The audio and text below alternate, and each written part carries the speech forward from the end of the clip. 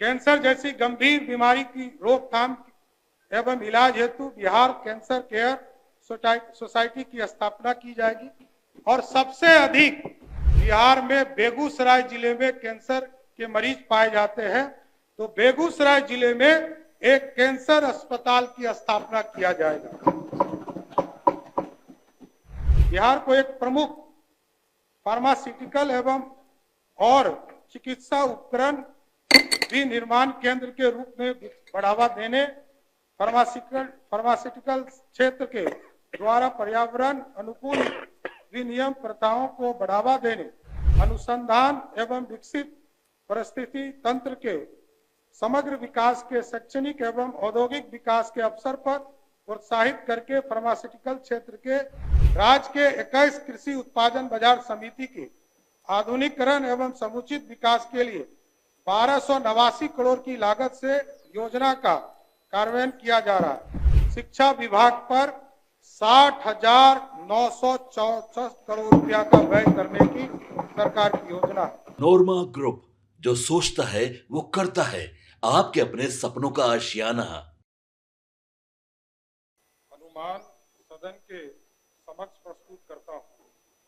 महोदय, समृद्ध और सशक्त भारत निर्माण के लिए निर्धारित किए गए विजन 2047 के साथ साथ समृद्ध बिहार की परिकल्पना को साकार करने के हमारे प्रयासों को द्रुत गति प्रदान करने के उद्देश्य से आज मैं बिहार सरकार का बजट प्रस्तुत कर रहा हूं। आप अवगत हैं कि वर्षों की अराजकता के बाद राज्य को विकास के पथ पर लाने के लिए हेतु पिछले लगभग 2 दशकों से नीतीश सरकार ने सफलतापूर्वक प्रयास किया है। अध्यक्ष महोदय, आज बिहार के विकास के लिए हमारे प्रयासों को राज्य की जनता ने जन समर्थन देकर सराहा है। इसके लिए हम उनका अभिनंदन करते हैं। साथ ही हमें एहसास है कि हमारी सरकार द्वारा वर्षों से अथक प्रयास से तैयार किए गए राज्य के विकास के लिए जरूरी मजबूत ढांचा के आधार पर नए बिहार के निर्माण के लिए और अधिक प्रयास करने की जरूरत है।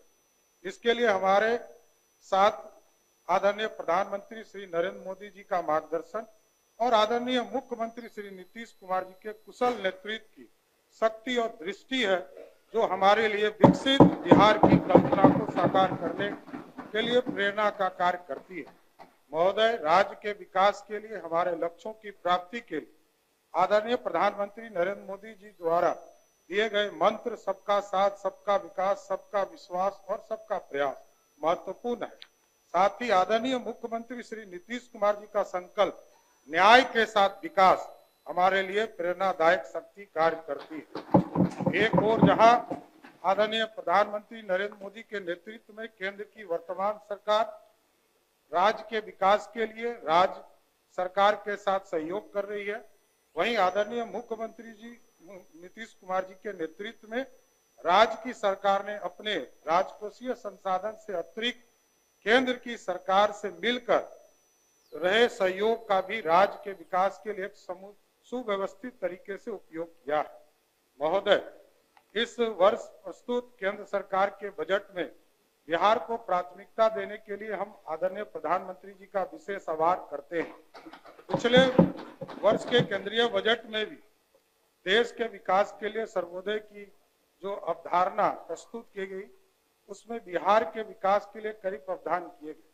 केंद्र और राज्य की डबल इंजन की सरकार के समेकित सहयोग से बिहार समग्र विकास और तेज गति से आगे बढ़ेगा, ऐसा हमारा पूर्ण विश्वास है।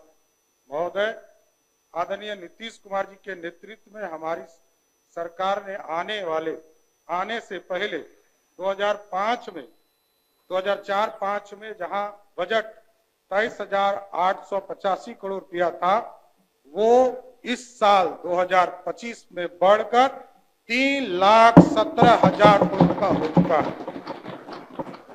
महोदय, न केवल बिहार के बजट के आकार में वृद्धि हुई, बल्कि नीतीश सरकार ने राज्य में वित्तीय अनुशासन को भी स्थापित किया है।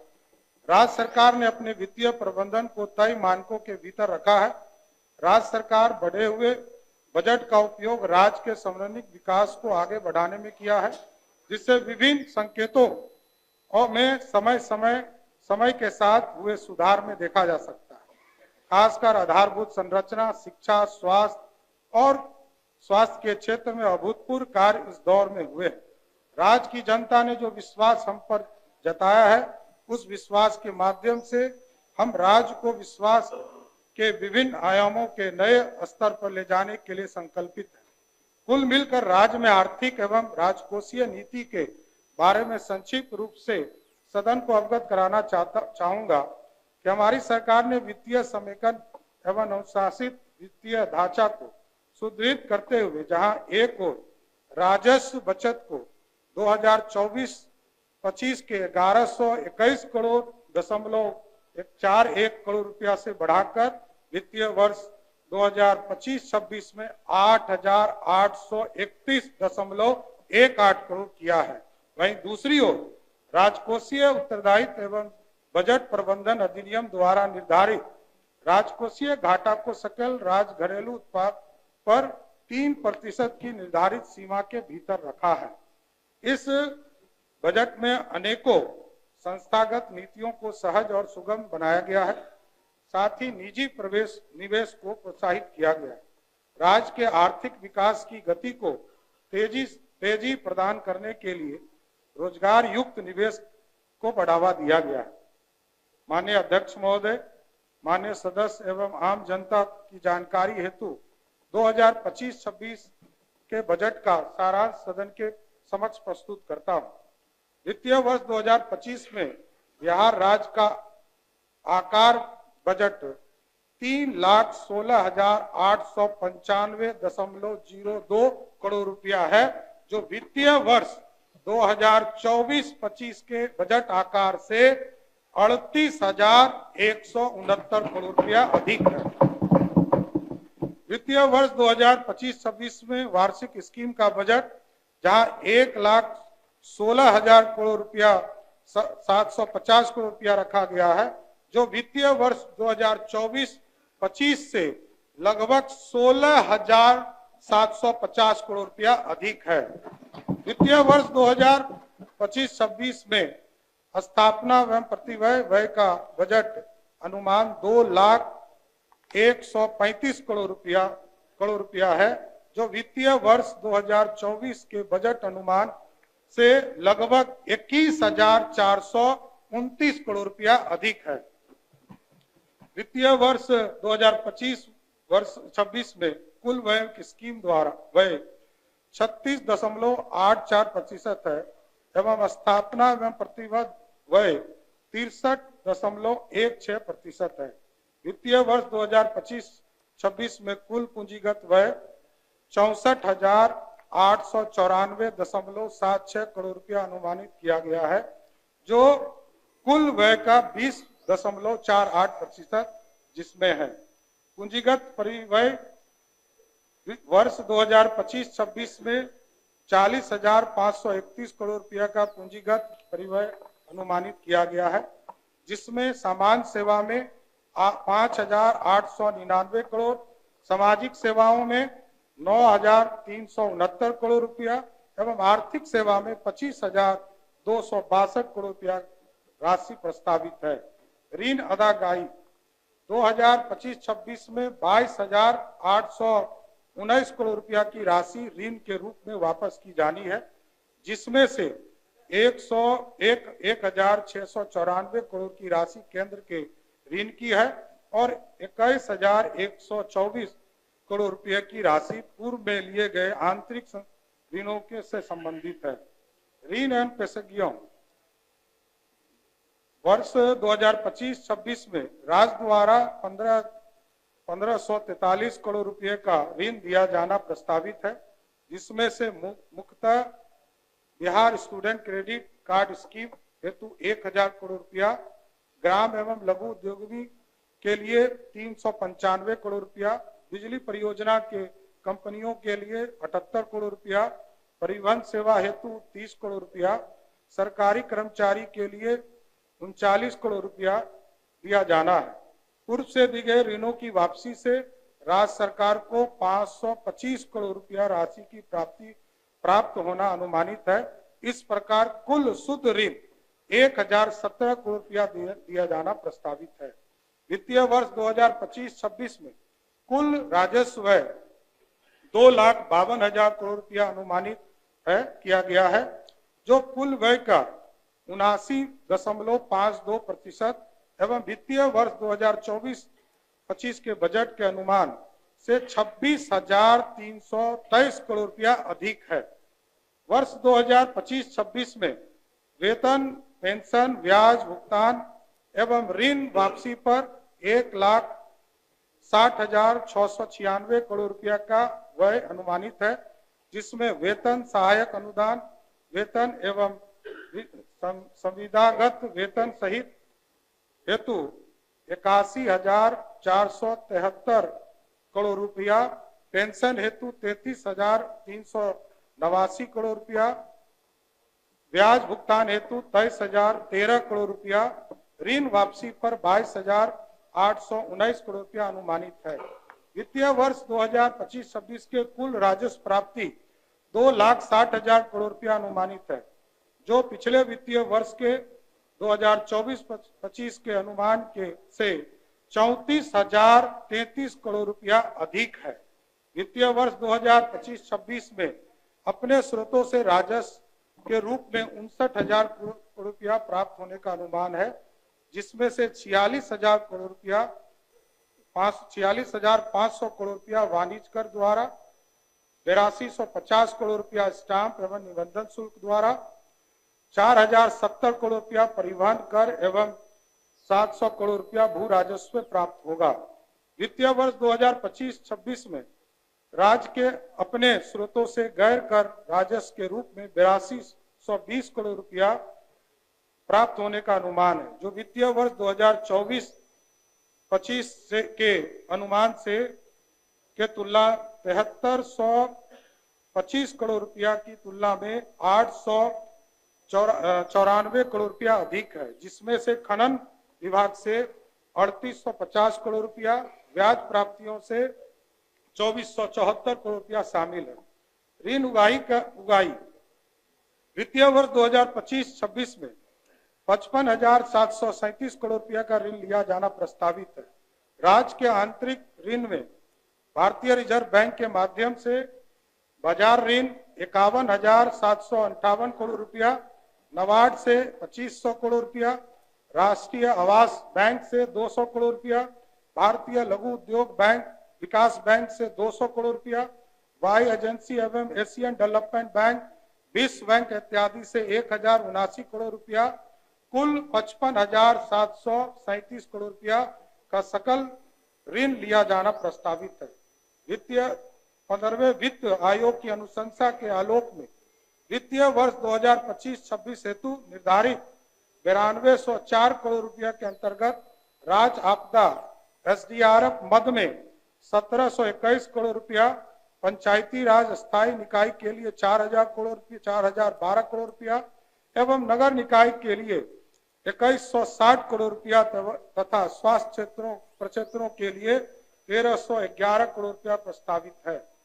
षष्ठम राज्य वित्त आयोग की अनुशंसा के आलोक में 2025-26 में स्थानीय निकायों को 7,818 करोड़ रुपया का अनुदान प्रस्तावित है, जिसमें 4667 करोड़ रुपया रेगुलेशन के रूप में तथा 3151 करोड़ रुपया अनुदान के रूप में प्रस्तावित है। 7818 करोड़ रुपया में पंचायती राज संस्थानों को 5,082 करोड़ रुपया तथा शहरी निकाय को 2736 करोड़ रुपया प्रस्तावित है। वर्ष 2025-26 में राजस्व अधिशेष 68,831 करोड़ रुपया अनुमानित है। वित्तीय वर्ष 2025-26 में 32,718 करोड़ रुपया राजकोषीय घाटा रहने का अनुमान है, जो सकल राज्य घरेलू उत्पाद 10,97,264 करोड़ रुपया का मात्र 2.98% है, जो राष्ट्रीय स्तर पर केंद्र के द्वारा तय किया गया है। उसके द्वारा की 3% के नीचे रहे, उसको भी रखा गया है।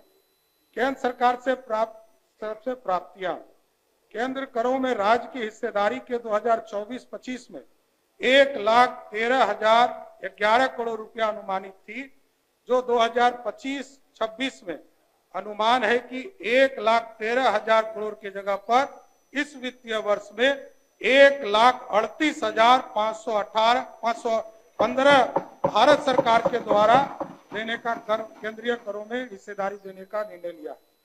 वित्तीय वर्ष 2025-26 में राज्य को केंद्र सरकार से सहायता अनुदान के रूप में 54,575 करोड़ रुपया प्राप्त होने का अनुमान है, जो वित्तीय वर्ष 2024-25 के बजट के अनुमान 52,160 करोड़ से 2,414 करोड़ रुपया अधिक है, जो वित्तीय वर्ष 2025-26 में अनुमानित 54,575 करोड़ रुपया राशि निम्नलिखित है। केंद्र प्रायोजित स्कीम में लगभग 45,000 करोड़ रुपया आना है।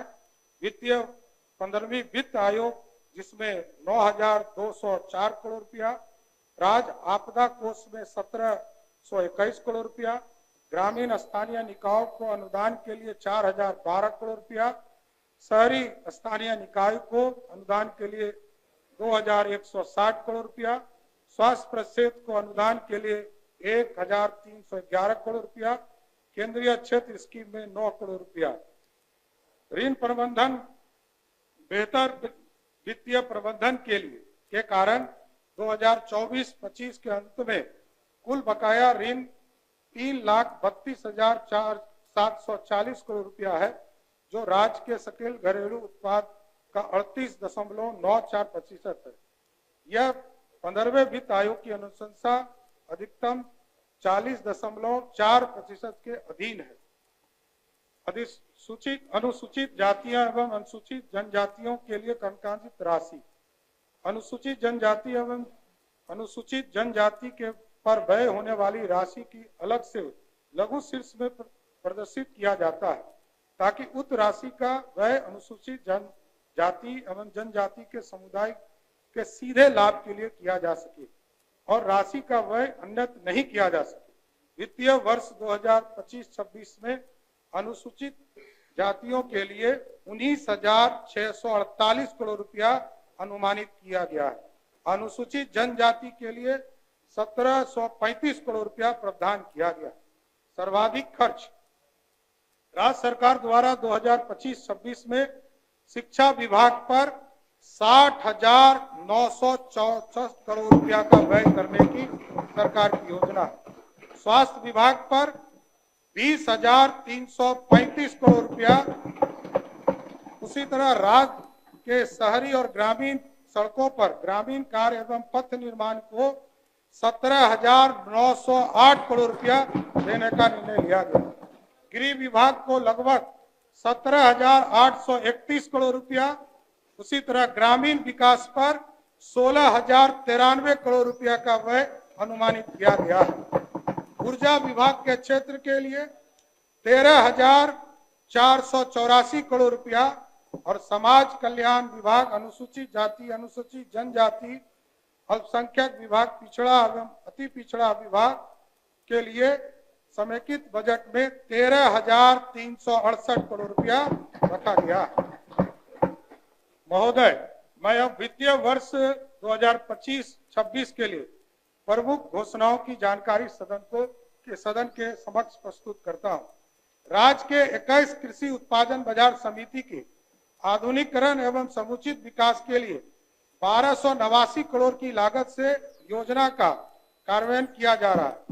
ये अन्य सभी बाजार समिति को कार्यशील किया जाएगा। ये सरकार ने घोषणा किया है कि 21 के बाद जो 17 और जो बाजार समिति, उत्पादन समिति, बाजार समिति है, उसको भी इसमें जोड़ने का काम किया जाए। राज्य सरकार द्वारा नेशनल कोऑपरेटिव, NCCF, नेफेड इत्यादि के समन्वय कर बिहार में MSP पर अरहर, मूंग और उड़द दाल को भी खरीदने का काम, जिस तरह धान अधिप्राप्ति करते हैं उसी तरह करने का काम सरकार करेगी। राज्य के सभी अनुमंडल एवं सभी प्रखंडों में कोल्ड स्टोरेज की स्थापना चरणबद्ध रूप से करने की घोषणा सरकार करती है। प्राथमिक सब्जी उत्पादन सहकारी समिति पीवीसीएस के उत्पादन को उचित मूल्य एवं विपणन की सुविधा उपलब्ध कराने हेतु बिहार राज्य सब्जी प्रसंस्करण एवं विपणन फेडरेशन वेजफेड द्वारा सुधा के तर्ज पर संयुक्त रूप से सभी प्रखंडों में प्रखंड स्तर पर तरकारी सुविधा आउटलेट खोलने की घोषणा सरकार करती है। वर्तमान में राज्य सरकार सब्जी प्रसंस्करण एवं विपणन फेडरेशन के तहत कुल 3 संघों के अधीन अब तक 302 प्रखंड स्तरीय प्राथमिक सब्जी उत्पादन सहकारी समिति का गठन किया जा चुका है। आगामी वित्तीय वर्ष में राज्य के शेष सभी प्रखंडों में प्राथमिक सब्जी उत्पादन समिति पीवीसीएस का गठन किया जाएगा। राज्य के प्रत्येक पंचायत में गरीब कन्याओं के विवाह हेतु राज्य सरकार के द्वारा चरणबद्ध तौर पर कन्या विवाह मंडप का निर्माण किया जाएगा। पटना में महिला हाट की स्थापना की जाएगी। अन्य सभी बड़े शहरों में स्थापित महिला स्थल व्यापार स्थल वेंडिंग जोन में महिलाओं के लिए स्थान को पूरी तरह कनाकित करने का काम राज्य सरकार करेगी। प्रयोग के तौर पर पटना में चलंत व्यायामशाला जिम ऑन व्हील की शुरुआत की जाएगी। इसमें प्रशिक्षक भी सिर्फ महिला ही होंगी जो महिला को जिम ऑन व्हील के माध्यम से स्वस्थ रखने का काम करेगी। राज्य के सभी शहरों में महिलाओं के लिए पिंक टॉयलेट की स्थापना की जाएगी। प्रथम चरण में 1 माह के अंदर 20 पिंक टॉयलेट स्थापित किया जाएगा। राज्य के सभी जिलों में बस स्टैंड को चरणबद्ध तरीके से आधुनिक रूप से विकसित किया जाएगा। बिहार औद्योगिक निवेश प्रोत्साहन नीति 2025 तैयार किया जा रहा है, जो राज्य के औद्योगिक विकास को गति देने, निवेश आकर्षित करने के उद्देश्य से एक गतिशील तंत्र के रूप में कार्य करेगी। यह नीति वर्तमान में निवेश की जरूरत को यथासंभव सहयोग करते हुए निवेश के लिए राज्य को एक आकर्षित केंद्र के रूप में विकसित करने में सहयोग करेगी। इसका लाभ राज्य में आर्थिक विकास के लिए विकास के साथ साथ रोजगार सृजन के रूप में होगा। अस्थायी और वैकल्पिक ईंधन के उपयोग के लिए प्रोत्साहित करके राज्य के प्राकृतिक संसाधनों का अधिकतम मूल्यवर्धन एवं रोजगार सृजन हेतु बिहार बायोफ्यूल्स उत्पादन प्रोत्साहन नीति 2025 लागू की जाएगी। पर्यावरण चुनौती एवं नवीकरण ऊर्जा विकल्प की बाजार में मांग के कारण निजी कंपनी तेजी एवं तेल विपणन कंपनियों द्वारा राज्य में कंप्रेस्ड बायोगैस इकाई की स्थापना की जाएगी। यह हमारी ऊर्जा जरूरतों एवं स्थानीय स्तर पर पर्यावरण को बिना प्रभावित किए हुए स्वच्छ स्रोतों से पूर्ण करने में सहयोग करेगी। किसानों की आय में वृद्धि एवं पर्यावरण अस्थिरता के साथ औद्योगिक विकास एवं संतुलित क्षेत्रीय विकास को बढ़ावा देने तथा रोजगार में नए अवसर विकसित करने के उद्देश्य से बिहार खाद्य प्रसंस्करण नीति 2025 लाई जाएगी। महोदय, बिहार में खाद्य प्रसारण से जुड़े उद्योग के लिए बृहद संभावना है, जिसको बढ़ावा देने के लिए यह नीति मील का पत्थर साबित होगा। बिहार को एक प्रमुख फार्मास्यूटिकल एवं और चिकित्सा उपकरण विनिर्माण केंद्र के रूप में बढ़ावा देने, फार्मास्यूटिकल क्षेत्र के द्वारा पर्यावरण अनुकूल विनियम प्रथाओं को बढ़ावा देने, अनुसंधान एवं विकसित परिस्थिति तंत्र के समग्र विकास के शैक्षणिक एवं औद्योगिक विकास के अवसर पर प्रोत्साहित करके फार्मास्यूटिकल क्षेत्र के लिए एक नवाचार और अनुसंधान एवं विकास केंद्र बनाने तथा राज्य में रोजगार सुविधा को बढ़ावा देने के लिए उद्देश्य से बिहार फार्मास्यूटिकल प्रमोशन पॉलिसी 2025 लागू की जाएगी। बिहार में प्लास्टिक निर्माण क्षेत्र आर्थिक विकास में महत्वपूर्ण योगदान दे रहा है। इस क्षेत्र में राज्य में प्लास्टिक विनिर्माण के लिए बिहार प्लास्टिक विनिर्माण प्रोत्साहन नीति 2000 लागू की जाएगी। उद्यमिता विकास संस्थान का जीर्णोद्धार करके सेंटर ऑफ एक्सीलेंस के रूप में विकसित किया जाए। राज्य के प्रमुख शहरों में कामकाजी महिलाओं के लिए को स्वस्थ एवं सुरक्षित वातावरण उपलब्ध कराने के दृष्टिकोण से कामकाजी महिलाओं के लिए छात्रावास की स्थापना एवं संचालन हेतु पृथक नियमावली कार्य योजना तैयार किया जाएगा। गुड़ के विकास के लिए एक सेंटर ऑफ एक्सीलेंस की स्थापना पूसा में समस्तीपुर में की जाएगी। देश के चिन्हित स्थान हैदराबाद, बेंगलोर, मुंबई, दिल्ली, एनसीआर, कोलकाता, गुवाहाटी, सूरत, लुधियाना, कोयम्बटूर एवं चेन्नई में प्रवासी परामर्श निबंधन केंद्र माइग्रेशन काउंसलिंग कम रजिस्ट्रेशन सेंटर स्थापित किया जाएगा, जिससे राज्य के प्रवासी श्रमिकों को लाभ मिल जाएगा। वर्तमान में 534 प्रखंडों में से 358 प्रखंडों में अंगीभूत राजकीय डिग्री महाविद्यालय नहीं है। इस प्रखंडों में चरणबद्ध तरीके से एक एक डिग्री कॉलेज सरकारी या निजी सुनिश्चित की जाएगी। निजी क्षेत्र के सहयोग से राज्य में नए निजी मेडिकल कॉलेज संचालित किए जाएंगे। निजी जन भागीदारी पीपीपी मोड के आधार पर नए सरकारी मेडिकल कॉलेज खोले जाएंगे। राज्य के बड़े अनुमंडलों में अस्पताल के अतिरिक्त एक अन्य रेफरल अस्पताल का निर्माण किया जाएगा।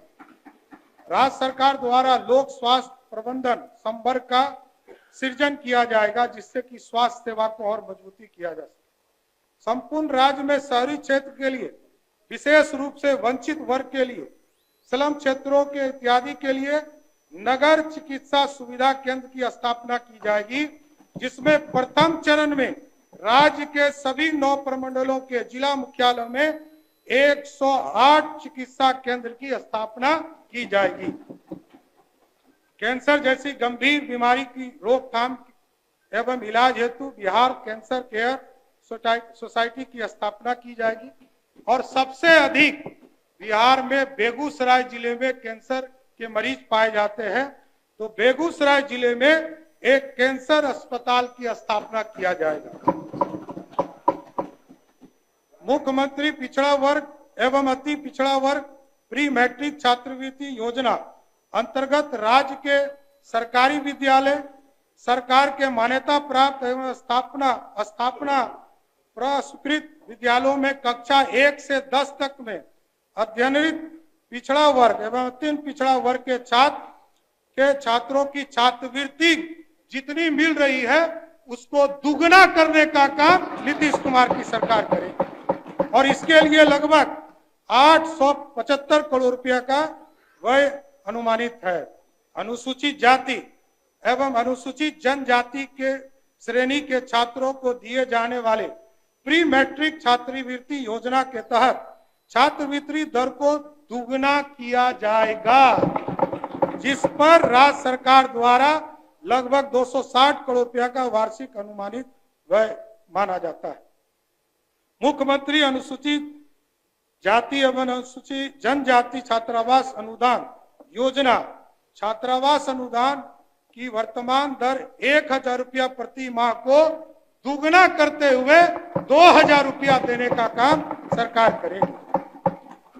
अनुसूचित जाति एवं अनुसूचित जनजाति की आबादी वाले वैसे प्रखंड 40 प्रखंड जिसमें 50,000 या उससे अधिक आबादी पूर्व से आवासीय विद्यालय संचालित नहीं है, उसमें 720 वाले विद्यालय की स्थापना की स्वीकृति हम लोग करने का काम करेंगे।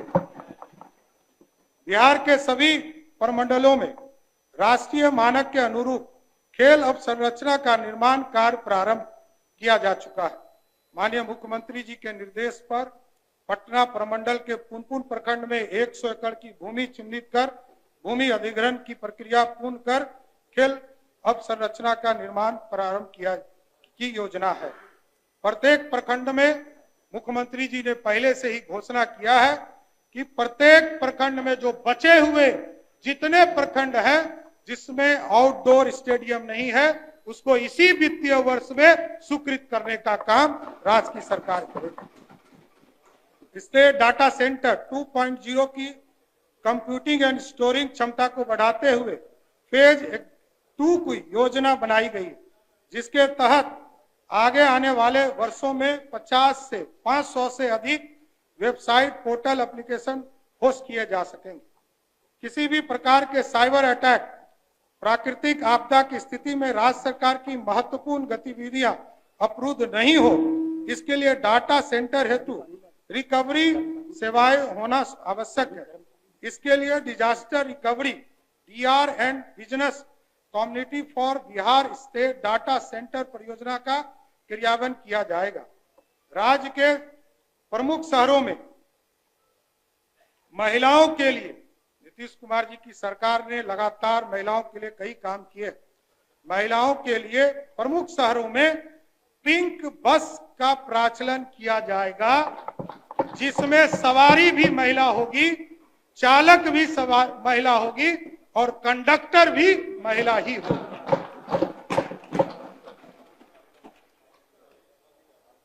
चालक और कंडक्टर के रूप में महिलाओं को प्रशिक्षित किया जाएगा तथा बिहार राज्य पथ परिवहन निगम से संचालक, चालक, कंडक्टर, डिपो मेंटेनेंस स्टाफ के पद पर महिलाओं के लिए 33% आरक्षण की व्यवस्था की जाएगी। महिला स्वरोजगार को बढ़ावा देने हेतु महिला चालकों को ई रिक्शा एवं 2 पहिया वाहन की व्यवसायिक प्रचलन हेतु क्रय करने का नगद अनुदान प्रावधान किया जाएगा। राज्य के सभी प्रमुख शहरों में महिला वाहन परिचालन प्रशिक्षण केंद्र की स्थापना की जाएगी, जिसमें प्रशिक्षक भी महिला ही होंगे। राज्य के नहर के किनारे खाली जगह एवं बांधों पर सोलर प्लांट स्थापित किए जाएंगे। मैं गर्व के साथ बिहार ग्रीन डेवलपमेंट फंड की घोषणा करता हूं।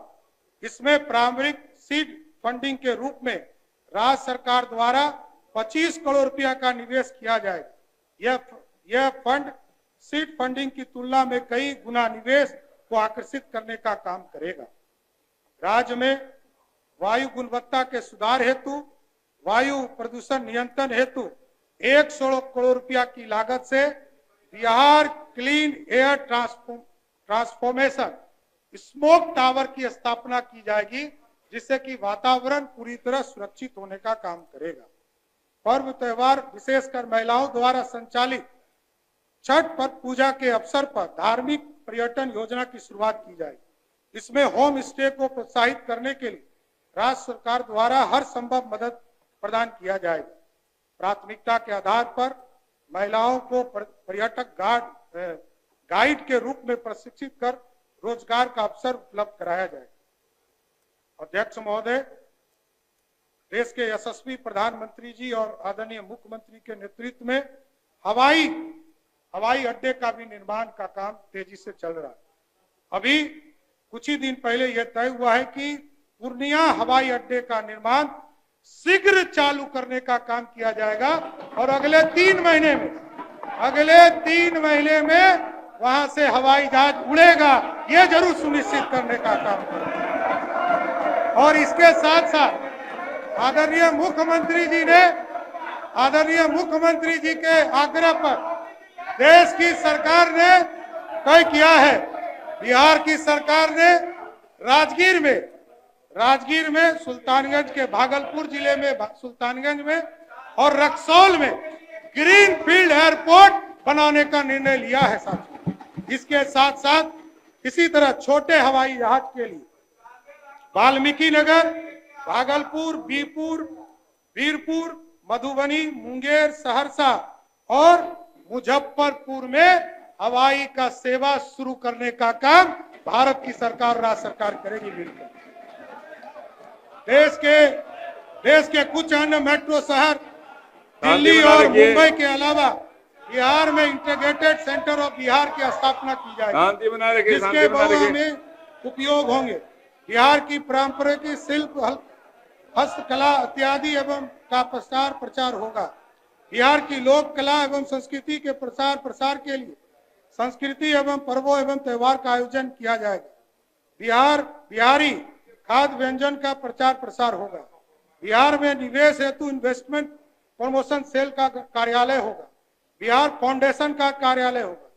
बिहार के लोगों के लिए बिहार भवन, बिहार सदन के तर्ज पर आवासन की सुविधा उपलब्ध कराने हेतु कार्यों के लिए एक समेकित केंद्र स्थापित किया जाएगा।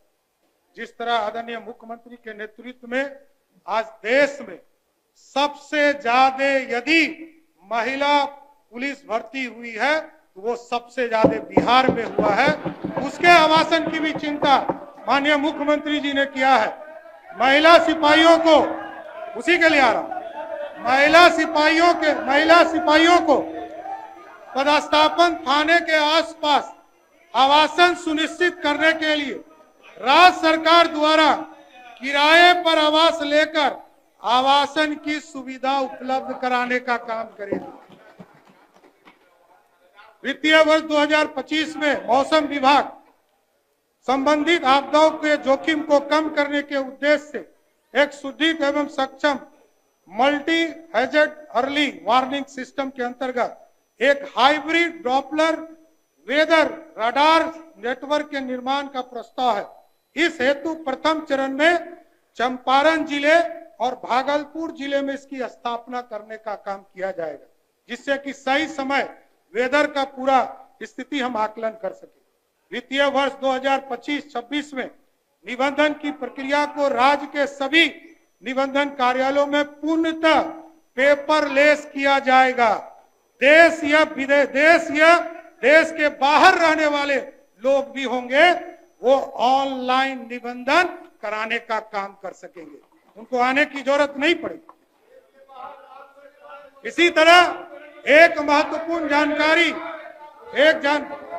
हमारी सरकार आदरणीय मुख्यमंत्री नीतीश कुमार जी के नेतृत्व में, जहां आपको याद होगा कि जब मुख्यमंत्री नीतीश कुमार जी आए थे तो उन्होंने कहा था 6 घंटे में हम पटना पहुंचे, फिर कहा 5 घंटे में हम पहुंचाने का काम करेंगे, और आज नीतीश कुमार जी ने तय किया है कि 2027 तक हम इसको 4 घंटे में प्रदेश के मुख्यालय पहुंचाने का काम करेंगे। अध्यक्ष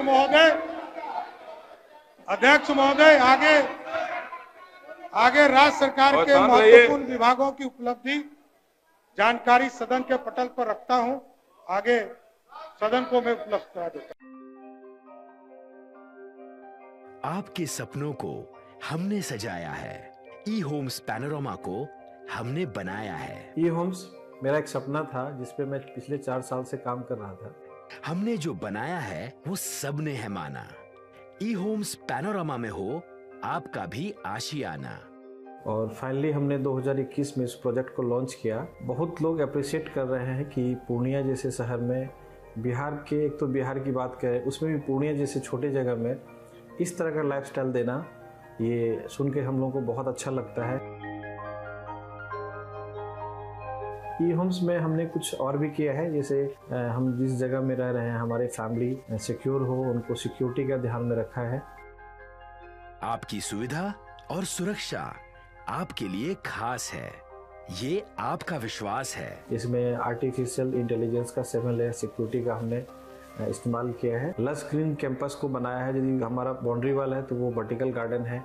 ये जितनी भी फैसिलिटी होता है एक इंटरनेशनल टाउनशिप में ई होम्स है, ये हम लोग विश्वास नहीं कर पा रहे हैं। जो भी हमारे मित्र दोस्त या जो भी हमारे बाहर के बाहर आते हैं तो हम लोगों को बहुत अच्छा सुनने को मिलता है और बहुत अच्छा क्रेडिट मिल रहा है। वो सारा हमने सिर्फ एक बिल्डिंग नहीं बनाया, हमें एक बहुत अच्छा लाइफस्टाइल दिया ई होम्स में, और मेरा एक सपना था जिसको मैं आज फुलफिल होते हुए देख पा रहा हूँ। ये आपका आवास है।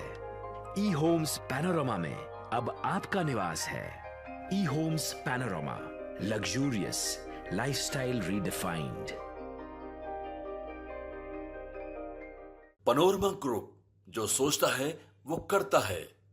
अगर ये वीडियो पसंद आई और वह बिहार के राजनीति और बिहारियत से सरोकार रखेनी तो सब्सक्राइब बटन दबा के चैनल के सब्सक्राइब कर ली। ओजे एगो घंटी बा, ओकरा बटन दबा देला से कुल सटीक और मारक खबर रुआ मुफ्त में मिल जाई। अगर रउआ पत्रकारिता के हमनी के नया प्रयोग में सहयोग कर चाहतानी तो ज्वाइन बटन दबा दी। पेटीएम नंबर नोट कर ली 9386816700।